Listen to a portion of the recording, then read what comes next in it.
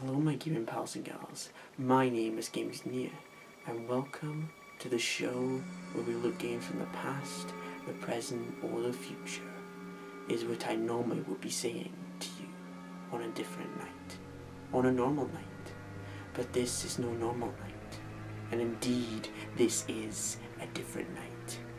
This is the night of Halloween. A night full of terrors, spooks, scares and ghouls. A night where everything could possibly go wrong. And for the first time on this show, I bring to you a very, very momentous night. This is the first ever Halloween special of the Games Nia show. So, ladies and gentlemen, fasten your seatbelts. This is the Games Nia show Halloween special.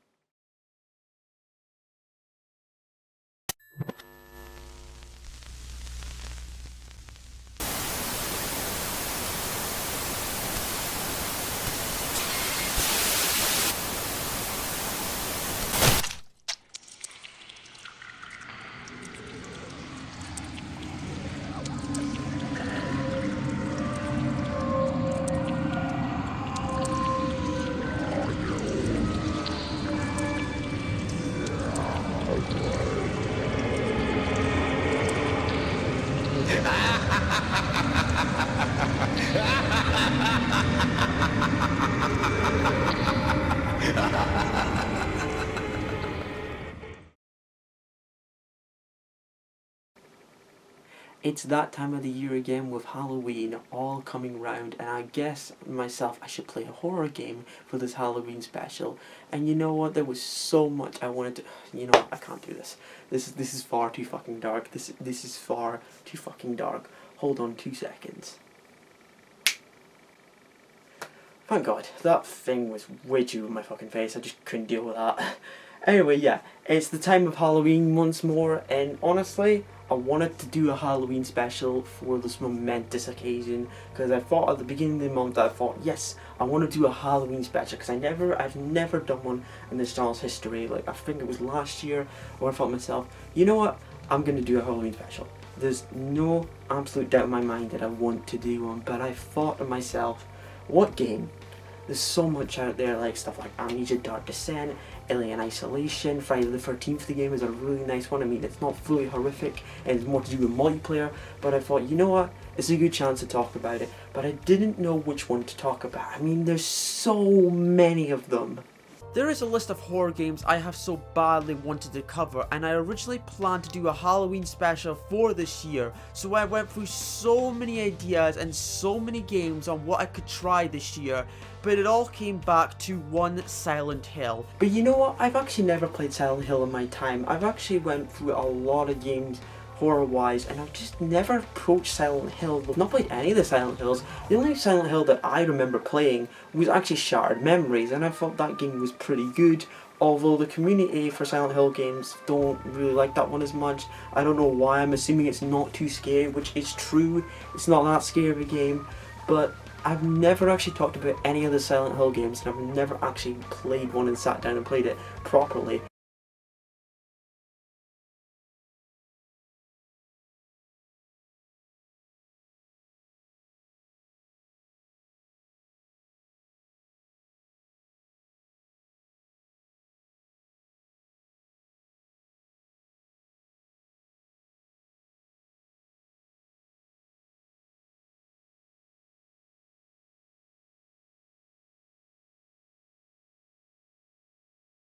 I remember playing the very first Silent Hill maybe for like a good hour or so, and even then I was like in a different mind space and all that, and I didn't really pay attention as much. I know, a bit disrespectful, but this time Silent Hill has my full attention. Hell, the whole thing has my attention with the box art. Look at this. Look at the fucking... I don't even know what this is. Everything about this box art feels like something you would pull out of an ancient burial ground. It gives off the most creepiest and most unnerving vibe. It's one of the few video game covers that has the ability to stare into your soul. But what exactly are you looking at? Is it a severed woman's head? One of the monsters you encounter in the game? Or a character that has a bigger significance than you can ever imagine? Then you have the American version where you have all your questions answered and possibly make you sick on how they managed to make possibly the worst game box of the PS1 era. Smooth move, Konami. Even the background stories on the studio responsible for this game is a big one in itself, with a certain part of Konami being told to develop something that could feud with the Resident Evil series, but ultimately led to creative differences with Konami. Something obviously looking back from today's standpoint is something I can't really blame them for, resulting in the creation of the studio named Team Silent, who instead created something more entirely different. And let me just say, I honestly worry what fucked up minds Team Silent had during this time, because at this point, even I'm not ready for this. But you know, everything has been leading up to a great first impression, and before I start talking about anything with the gameplay, the first impressions when playing it, the actual story, everything to do with Silent Hill, let's be first introduced to one of the most iconic, one of the scariest, creepiest and most unsettling horror intros of all time.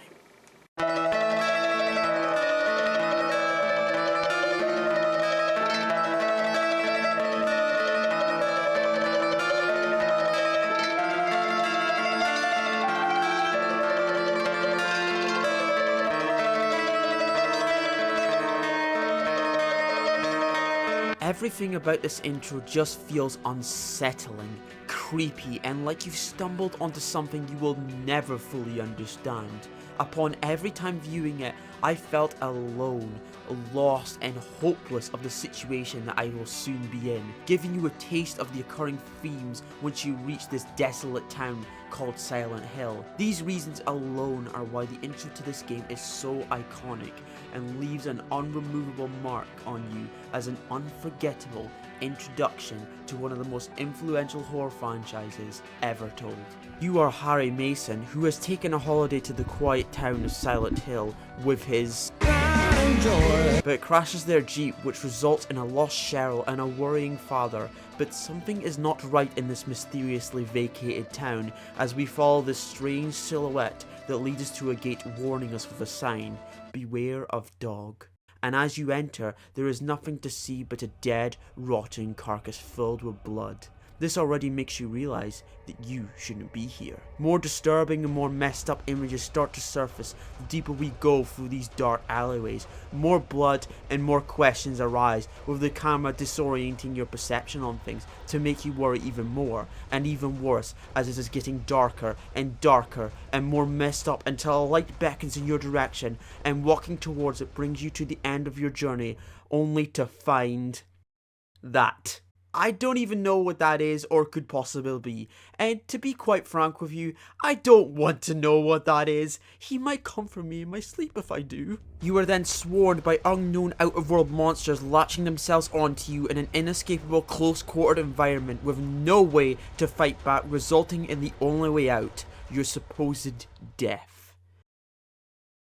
Only instead, you end up waking up in a bar greeted by a cop and one of the few inhabitants of the town, Sybil Bennett. But the real question still remains. Was all that crazy events a bizarre dream? Was it an illusion conjured up in your mind after banging your head so hard after crashing your Jeep? Or scarily enough, was it all real? Too real, as a matter of fact, to even comprehend the sights that you had just witnessed? And that is exactly the type of questions your mind is going to be pondering right in there, because that is exactly what Silent Hill is all about, and that's what it's going to be like for the duration of the game. It's going to be all about being lost, confused, absolutely torn between different worlds, not knowing what the fuck is going on, and ultimately screwing with your mind. But as we can venture outside, we can fully explore the fog world, in which the draw distance is far as 3 meters in front of you. cock. This is one of the main things that associates with Silent Hill, as it's Fog rolling in. helps the creepiness factor stick to you out on the street, as you never have any true idea what's out there in the Fog rolling in. and the sound effects of snow and unknown eerie screeches make this an all too terrifying setting that has defined the series, even to the point where anybody seeing a fog will immediately reference Silent Hill. It's that fucking iconic. And guess what? That wasn't meant to happen! According to developers, the only reason they added the fog in was because the original test game struggled to keep up with its textures and its layout for the time, so they added in fog so players wouldn't notice the pop-ins. And you know, I've never been so happier to hear such a cheap as fuck shortcut around such a huge problem, as you get an immediate foreboding atmosphere that truly captures the feeling of an abandoned town hiding something darker within it. However, despite being a foreboding and super creepy atmosphere, there's really fuck all else to it, is there? There's just nothing at all to look for most of the time, so you really just end up running from point A to point B, as there is no reason to go anywhere you're not really supposed to.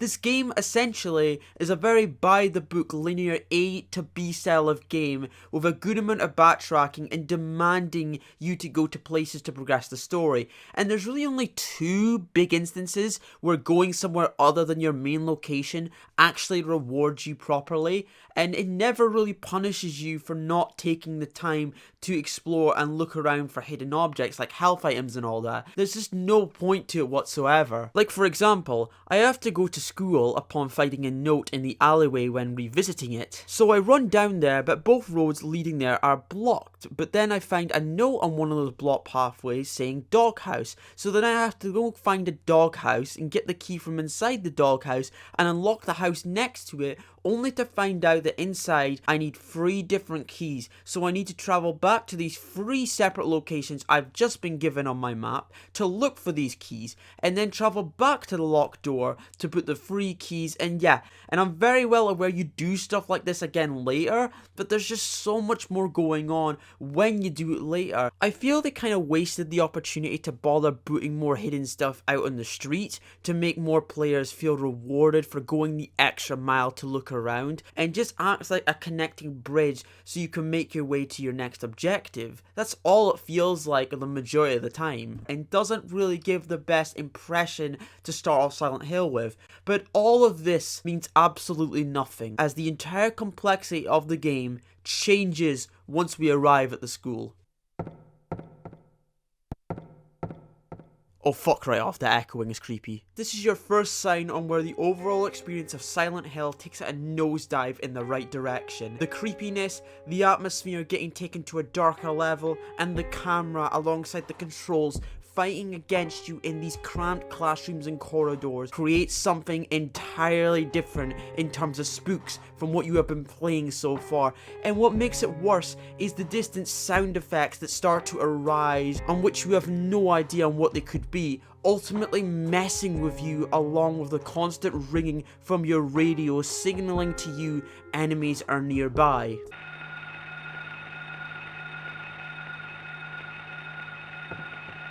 All of which will make you extremely paranoid. Exploring this whole school was far too unsettling, and just felt full of tension when walking into every single door, as you never knew what would be lying in wait for you on the other side of that door. And that is exactly what this game does to your psyche, and it gets even better with the puzzles you have to solve in order to progress. And I won't lie to you guys, the whole set of riddles involving with the school puzzle you have to do, that whole thing took me about 40 minutes for me to complete because of the very detailed and well thought of riddles you'll get. There are tons later on as well, and they are extremely tough ones because of how much thought has been put into them. But the school one was the first time I actually had a puzzle, and I was just blown away on how difficult it was for me for the first time playing it. They seriously don't get enough praise or love when people bother to bring up tricky puzzles in games, because the ones in Silent Hill might be some of the best I've played so far in my life. So we solved the big riddle in the schoolyard and entered the big clock tower, leading us to back where we just came from. Or is it? This is where everything, and I literally mean everything, starts fucking with you. You have just been transported to an unknown, messed up, hellish world of the school, filled with demon-spawned environments and backwards warped rooms that are nothing like you've seen as of yet. And everything visually in this new world is nothing but a nightmare, filled with nothing but fucked up, backwards, upside down bloodbath of corridors and unnatural occurrences that bend and break every bit of knowledge you think you know, with unexplainable events happening such as transporting you an entire floor up upon entering certain doors, or having secret lost rooms that can lead to an awakening fire of a monster way below underground. And it is enough to fuck with you to the point of insanity and slowly start to torture you inside, where even you don't know what's gonna happen. In the fog world, you're all safe and in full control, but once you enter the nightmare, there is nothing for you to do but just escape as fast as you can. The differences are ridiculous as well between the nightmare world and the fog world. I mean, look at this room for example. This is what happened in the fog world when I opened up this little locker door right here.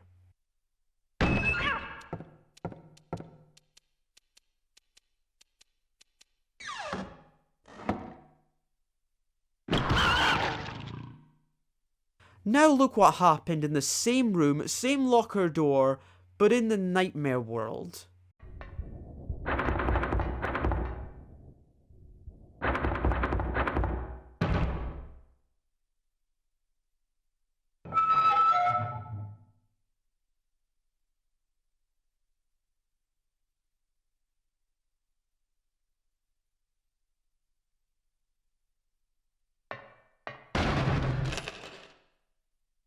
You just never know what's gonna happen because this game does the best job it can to throw you off at virtually every scenario you encounter, and this all to me created one of the scariest and most terrifying experiences I've ever had to play in a game. It's a different type of horror that will slowly get at you, and trust me when I say it changes you. And if none of that makes you feel creeped or scared out or terrified in the slightest, don't worry. This soundtrack will do that for you.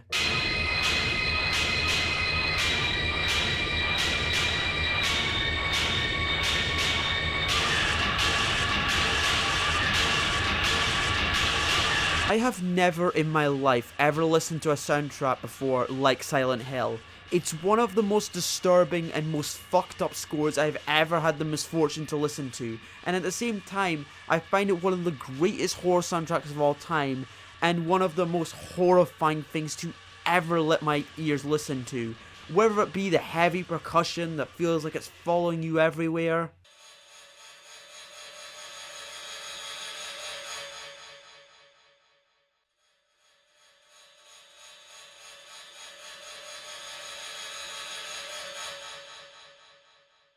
or it be haunting atmospheric ambience to make shivers be sent down your spine.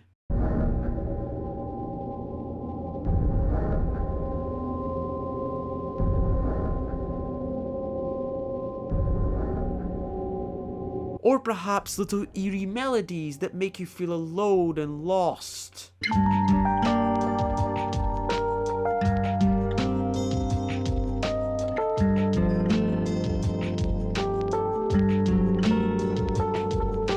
And if none of that will do it for you, worst of all, out of all the soundtracks I've ever heard in a horror game, the worst sounding thing I've ever heard, dentist drills.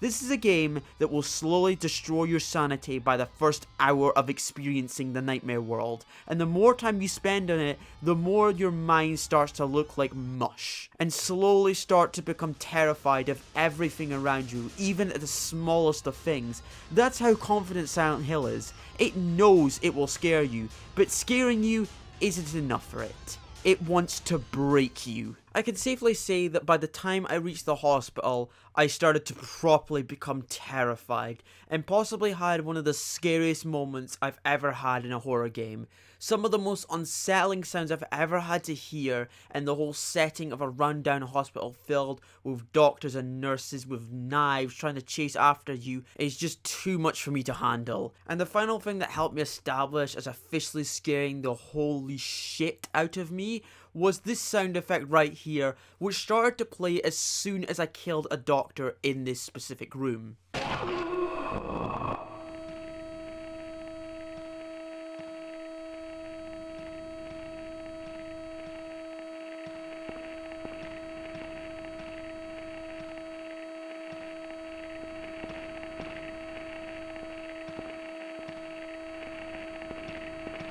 And this sound did not stop. No matter what I did, no matter how hard I tried saving and going in different menus to make it properly go away and not come back because of how much it was affecting me during my playtime. Because I had this sound going on for 25 minutes and I honestly was just getting more scared the more it played. But every time I killed something, the sound would always come back, and the only way I truly got rid of it was to reset the game and start from my last save point. And it worked. The scariest thing about all of this is, I don't know what this was or where it originated from. I don't know. I didn't know if it was the game, a sound error, my audio playing up, my TV going to explode at any random point. I have no idea. I tried looking up videos to see if anybody else had this, but nope. And that is honestly fucking scary. But you know, there's one undisputable fact more than anything. The one thing scarier than anything in this game to do with the Nightmare World, the Fog World, all of that, the one true scarier thing, it's the dialogue. Hold it. Stop. Don't shoot. A 7-year-old girl. I can't say that I have. I was unconscious all this time. You want the girl, right? The girl? You're talking about Cheryl. I see everything. You know something. Tell me. Hold it. Where do you think you're going? My daughter. I've got to find her. Okie dokie, Harry. If that's the case, then let's go. What's up with the dialogue? Seriously.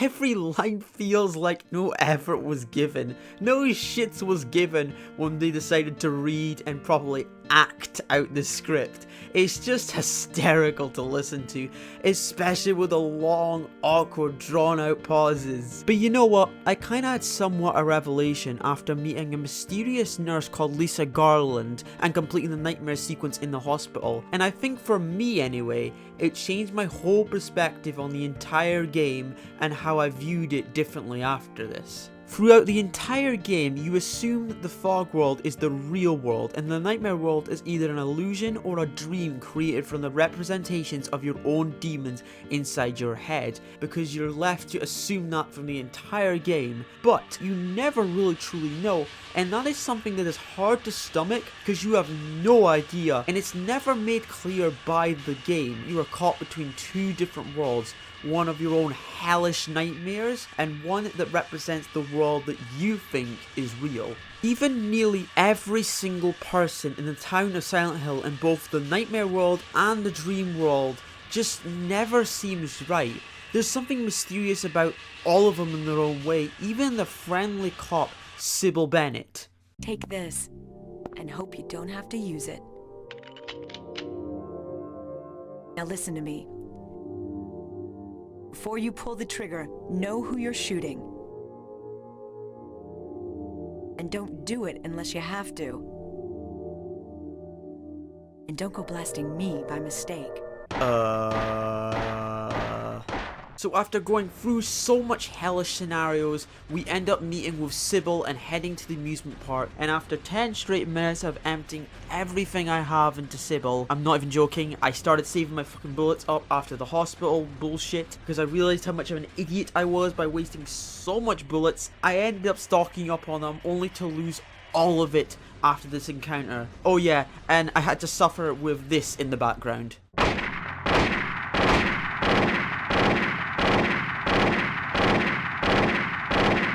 Which then transports Harry to a place gladly titled Nowhere. Why are you the way that you are? Honestly, every time I try to do something fun or exciting, you make it not that way. I hate so much about the things that you choose to be. This is the worst of it all. So hey, let's call up the good old classic maze cliche of mixed up rooms you have seen in the past and this backward ass nonsensical route of a map with the hardest thinking puzzles to tackle.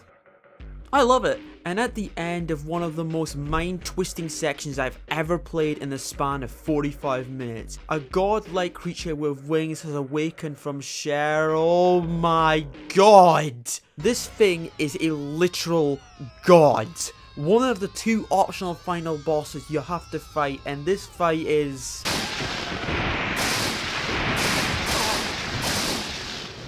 yeah, it's hard. These lightning attacks will absolutely destroy your health, and you will die on the spot if you are not 100% health all the time. And as you can imagine, I died so many times, so that really makes me hate to think what the other boss is like. I only got this fight because I did a side quest where I helped Dr. Kaufman, but if you don't complete that quest, you get the incubator boss fight, which looks like...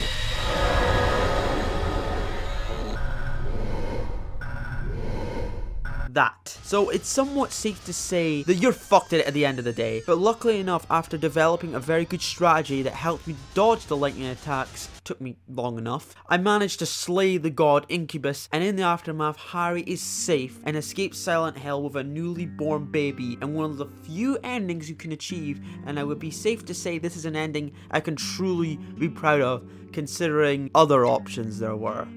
Yikes. But I all hope you enjoyed tonight's Halloween special of the Games in the Ear Show. And hopefully you enjoy Halloween as much as I will. Hopefully watch a lot of horror movies to make your spine chill. And I will see you all in the very next Games in the Ear Show episode. And until then guys, have a very, very scary and happy Halloween. I'll see you guys later. Games in the Ear, signing off.